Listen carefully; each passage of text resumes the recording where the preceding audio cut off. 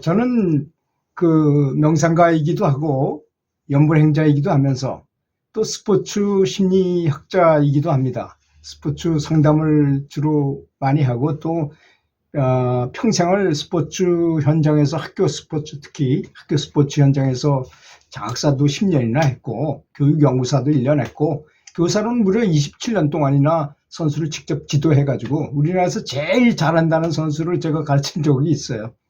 사실 뭐 그것은 현실이고 자랑하고 싶은 마음이 있는 것이 아니라 현실이라는 것입니다. 그런데 제가 얘기하고자 하는 오늘 주제는 리바키나라는 선수가 있잖아요. 소련 출신, 러시아 출신인 원래 선수인데 뭐 다른 나라에 지금 국적을 바꿨지만 그 선수가 키가 1m 83입니다. 그리고 서브 에이스도 잘 들고 스트로크도 기가 막히게 좋은 선수예요. 그 선수가 당연히 결승까지 올라갈 것이라고 다들 예상을 했어요. 그런데 얼마 전에 이 리바키나가 기자들하고 인터뷰하는 과정에서 뭐 무리를 일으켰잖아요. 뭐 그런 질문만, 한심한 질문만 하느냐는 둥 짜증 섞인 태도를 취하고 이랬다는 걸 보고 이 선수는 지겠구나라고 직감적으로 딱 느껴졌어요. 제가 스포츠 심리로 볼 때 항상 감사하고 기분 좋고 늘 이렇게 감사하는 마음의 태도를 가진 사람은 항상 매사가 잘 됩니다. 그렇잖아요. 요즘 있는 세계적인 베스트셀러들이 다 그런 쪽에 의식에 관한 걸 정신적인 요소를 다루는 그런 베스트셀러들은 전부 그런 스타일의 말을 하고 있잖아요. 이제는 옛날처럼 뭐 학자만 뭘 알고 또 일반인들은 잘 모르고 그런 시대가 아니라 누구나 다 하버드 대학 도서관까지 들어가서 거기서 검색을 다 할 수 있게 돼 있어요. 근데 그 사실을 보면 리바키나가 질 가능성이 높겠다 했는데 아니나 다를까 8강에서 파울린이라는 선수는 1m 63이고 이탈리아 선수예요. 뭐 랭킹은 뭐 30위 안에 들어있는 선수니까 사실 1위서부터 30위권 안에 차이는 종이장 한 장이거든요. 그런데 이 선수가 엄청난 플레이를 계속하면서 그 8강에서도 그 16강에서 8강 올라갈 때도 그 이제 여자부에서 이탈리아에 처음으로 16강 상위 15위권에 처음 들었고 호주 오픈에서는 첫 번째 그랜드슬럼 4회전까지 진출하는 그런 인상적인 시즌을 보낸 사람이에요, 원래. 그리고 파울리는 리듬이 흔들리면서 첫 세트를 잃었지만 더욱 오히려 더 공격적인 플레이로 해서 아바네산을 몰아붙여서 2, 3세트를 연달아 따고선 준중결승 8강에 올라갔어요. 경기가 끝난 뒤에 이 선수는 인터뷰에서 뭐라고 말했냐. 마음에 대해서 묻자. 나는 키가 163밖에 안 되는데 나는 너무 작으니까 마음이 커야 한다. 이렇게 말했다고 농담 반 진담 반으로 말한 거예요. 그래서 라켓의 감각을 좋게 하려고 노력했다. 그것이 잘 된 것 같다고 덧붙였고. 그래서 이제 그런 심리 상태, 양 선수 심리가 굉장히 다르잖아요. 한 선수는 뭐 불평불만 쪽으로 나간 사람이고 어쨌든 간에 불평불만이에요. 그 소리 뭐 그 선수를 편을 드는 사람도 있고 또 기자들 욕을 하는 사람도 있고 그래요. 그러나 스포츠 심리학자가 보면 마음의 상태가 이미 분석을 하고 계산을 하고 불평불만하고 하는 쪽으로 넘어갔다는 얘기입니다. 그게 유지가 되거든요. 그게 그런 마음이라는 것이. 그것도 특히 방송 인터뷰에서 그렇게 얘기하는 바람에 여기저기서 그런 소리가 들릴 수밖에 없게 돼 있는 현장이었을 것이라고 생각 들어집니다. 그래서 그 파울리는 그런 마음, 아주 기분 좋은 상태에서 아주 한번 붙어보자 하는 도전 정신을 가지고 붙은 거고, 리바키나는 키가 작고 뭐 저 선수쯤이야 하고 이렇게 좀 아무리 자기가 마음을 다스리려고는 노력했겠죠. 프로 선수니까. 그런데 실제로 딱 뚜껑을 열어보니까 그게 아니야. 이게 첫 세트는 파울리니가 이기고 세컨 세트는 리바키나가 이겼지만 뭐 이 엄배덤배 하다가 그 파울리니 화이팅력이 밀렸어요. 그 리바키나의 특징은 화이팅력이 없는 거야. 그죠? 평범하게 항상 일정한 스타일로 치는데 파울리는 그냥 하나에 몰아붙일 때는 또 엄청나게 몰아붙이고 해가지고 쉽게 이겼어요. 그걸 보고 스포츠에서는 이 심리 상태라는 것이 너무나 중요하다. 심리 상태를 어떻게 하고 있느냐는 너무나 중요한 요소가 되지 않겠는가, 이런 생각을 아니할 수 없게 되고, 우리가 세상 만사가 다 그렇잖아요. 마음의 먹기에 따라서 어떤 마음가짐을 갖고 있느냐에 따라서 일에는 성공도 하고 실패도 하고 하게 됩니다. 그래서 이런 마음을 갖는 것 굉장히 중요하다고 여겨진다는 것입니다. 또한 테니스는 세상에서 두 번째로 어려운 경기라고 합니다. 그 스포츠 기자들이 계산해가지고 저 통계를 내서 알아보니까 세상에서 제일 어려운 운동은 아이스하키라고 합니다. 이건 스케이트 타죠, 스틱 움직여야 되죠, 뭐 골 넣어야 되죠. 이러니까 축구하고도 비슷한 것도 있고 스케이트도 잘 타야 되고, 그래서 그게 가장 어렵고, 두 번째로 어려운 게임이 바로 테니스라고 하더라고요.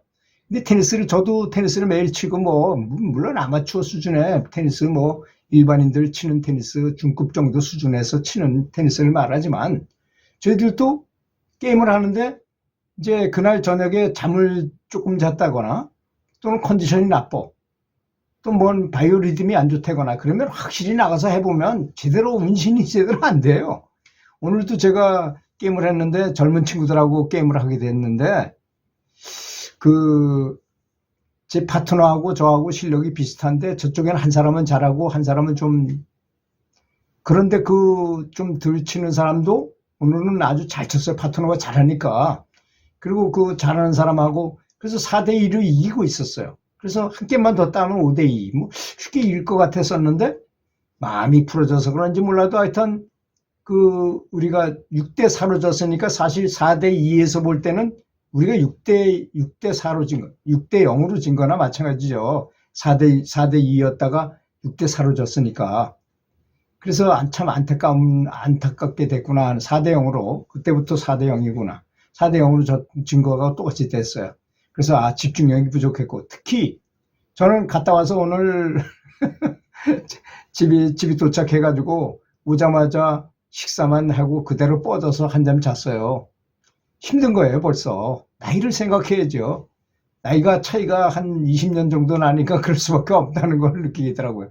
그리고 이게 내가 몇 걸음을 뛰었나 하고 이렇게 보니까 7,200보를 뛰었더라고요. 너무 많이 운동한 거죠. 집에 와서 뻗고 지금 일어나가지고 이제 다시 세수하고 샤워하고 그 다음에 이제 이렇게 유튜브 앞에 서게 된 건데, 그렇게 운동이나 모든 면에서 또 그런 말을 자주 많이 하던데 저는 그런 걸 많이 해봤어요. 밤샘, 또 먹는 거 조금 먹고, 이런 훈련을, 사실 제가 고백하건데 제가 대구에 있는 어떤 선지식한테 그분이 영안이 확실히 열려가지고 제가 몇 번 얘기했는지 모르겠습니다. 제가 이제 차를 몰고 이렇게 가고 있는데 전화가 왔어요. 왜 그쪽으로 가고 있느냐? 그 백화점 있는 데서 좌회전을 해야 되는데 왜 우회전으로 가고 있느냐는 거야. 하늘에서 본 것도 아니고 이 양반이 어떻게 아나 싶어요. 그러면서 그분이 얘기하는 대로 가서 거길 도착할 수 있게 되더라 이거야. 그때 나중에 가만히 생각해보니까 너무 신기한 거잖아요. 그 사람이 와 볼 수도 없는데 그분은 그 집에 그냥 앉아 있어 계셨는데, 그래서 이분이 정말 해안이 열렸구나. 진짜 영안이 최소한도 해안공 충차 이상은 분명히 되신 분이구나 하는 거를 확실히 깨닫게 됐어요. 그래서 이제 그 댁에 가서 선배를 드리고 딱 벽에 보니까 주장자가 걸려 있고 삿갓이 큰 게 걸려 있어요. 아주 그걸 보는 순간 굉장히 뭔가 존경심이 생기더라고요. 그래서 이제 이런 얘기 저런 얘기를 하면서 5년 안에 깨달음을 얻게 해주겠다는 약속을 하고 이제 매주 토요일마다 와서 일요일까지 이렇게 수행하기로, 5년 동안에 이제 같이 오신 분이 본태성 고혈압인데 본인은 괜찮다고 계속 그러시는데 그 스님이 딱 보더니 이 몸 안속까지 우리는 모르는 걸 다 들여다볼 수 있는 분이니까 생식을 하면 좋겠다.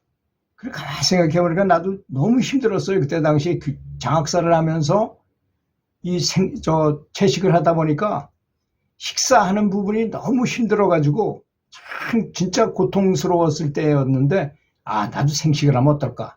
생식을 하면 다른 사람하고 먹는 거 가지고 얘기할 필요 없지 않느냐. 내가 싸가지고 가서 내 걸 먹으면 되니까. 그렇게 생각해서 저도 하겠습니다 해가지고 그분이 다 처방을 해줘요. 저한테 맞는 처방. 뭐 옥수수는 한 줌에다가 보리쌀은 반 줌, 그 다음에 뭐 쌀은 현미는 얼만큼, 뭐 콩은 얼만큼, 뭐 이런 거를 12개, 3가지나 이렇게 처방을 하면 그 처방순 해 주신 거대로 가서 미전에 가서 사고, 그거를 물에다 씌워서 싹 말려가지고 그걸 또 방앗간에 가서 빠요. 다 섞은 거죠. 빠가지고 그걸 한 숟갈, 2숟갈만 딱 해가지고 물에다 타가면 쫙 마시면 돼요. 근데 너무 맛이 없어서 저는 과일하고 같이 먹었어요. 그렇게 이제 2끼만 먹는 거예요. 원래 한 끼만 목표였는데 한 2끼를 먹었어요. 하여튼 좌우지간 2끼만 먹고 그렇게 살았는데 체중이 많이 빠지죠, 아무래도. 근데 몸은 날아갈 것 같아요. 뭐 이렇게 등산 직원들하고 같이 등산 가면 제가 저 뒤에 있었어도 제일 먼저 가요, 앞으로. 너무나 빠르고. 근데 결론은 뭐냐? 먹는 거 가지고 깨달음이 오지는 않는다, 이걸 깨우쳤어요. 먹는 거 가지고 하지 말고 그냥 의식을 가지고 해야 되겠다, 이런 생각을, 결론을 내리게 됐다는 것을 참고적으로 말씀드립니다. 방향이 좀 잘못됐지만 이해하시고 들어주셔서 감사합니다.